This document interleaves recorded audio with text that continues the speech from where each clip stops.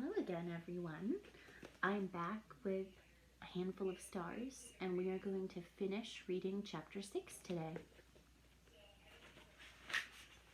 So far, we know that Lily is on a walk with her friend Hannah, who she hasn't talked to in a while. Ahead of us on our walk, a deer was crossing the road. He froze when he saw us. If he were close enough for Lucky to smell, I'd have to hold the leash tight. But the deer leaped away into the trees, his tail high. Lucky just kept walking along. I waited for Hannah to ask me what I'd been doing this summer so I could tell her how Lucky had run away, and Salma helped me catch him, and Mère made me bring her a meat pie as a thank you. But Hannah was only thinking about herself and the pageant. It will be hard if I don't win Queen again. Everyone expects me to. That's the problem with winning. People expect you to win each time. So anything less than first is you failing. At least you get to keep the crown you already have, right? I said, surprised that she looked so sad. Yeah, but it's hard to just be a regular kid after you've been someone special, like the Blueberry Queen, Hannah said. I've always been a regular kid. I glanced at Hannah, hoping she'd say it wasn't true. Instead, she told me, you could be in the pageant too, Lily. I snorted. Ha! No way! I'd probably trip and fall across the stage, taking all the other girls down with me. We'd have a blueberry smush. We both laughed. For that moment, it felt fun and easy, like we were two peas in a pod again. I hope Brandon comes to the pageant, Hannah said. I want to invite him, but I'm not sure if I dare. I think NASA should name the next black hole after Brandon, because every conversation gets sucked down into him before long. I don't even see it coming when, man, wham, we're gone, talking about Brandon again. He came to the festival last year, so I was thinking I might ask him, and I stopped listening. I kept wondering what Selma would paint today. Even though her bee houses showed bees and flowers, just like mine, hers surprised you. Was that why people liked them so much? Was that why that lady who bought one of hers called it art? I sighed.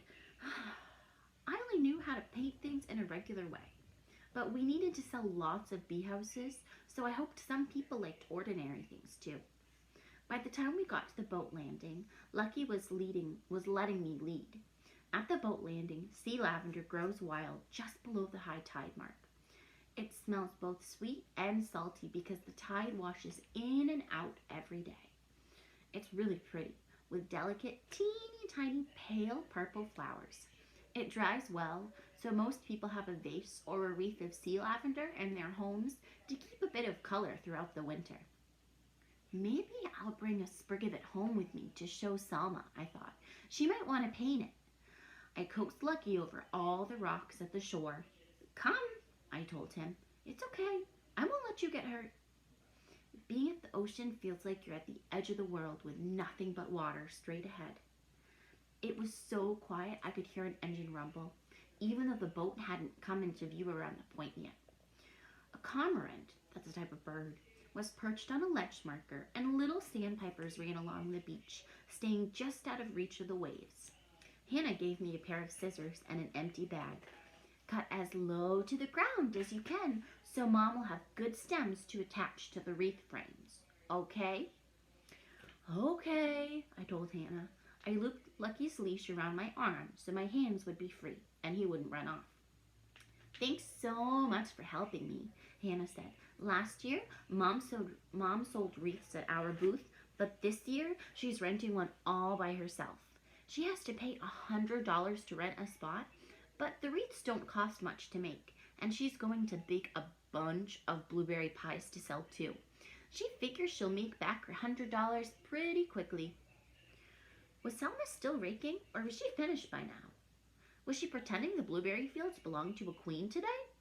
A giggle bubbled out of me because I realized Hannah was a blueberry queen and I was doing a favor for her, helping to cut sea lavender, like a peasant. What's so funny? Hannah asked. I was just thinking of something, I said. Hannah nodded. Brandon does this funny thing where he starts singing for no reason. It's weird, but also cute. One time, and I stopped listening to her again. Sometimes being with someone can make you feel lonelier than if you were by yourself. I wished I could close my eyes, and when I opened them, I'd be back at the store painting with Selma. And he gave it to me. Hannah looked at me expectantly, but I couldn't remember what she was talking about. Oh, cool, I said, hoping whatever he'd given her was a good thing, not the flu. I had enough about listening to Hannah. Oh, wow, I think it's getting late. I just remembered I have something to do. I handed Hannah my full bag of sea lavender. I hope this is enough for your mom. Wish her good luck at the festival for me, okay? Come on, Lucky, we gotta go.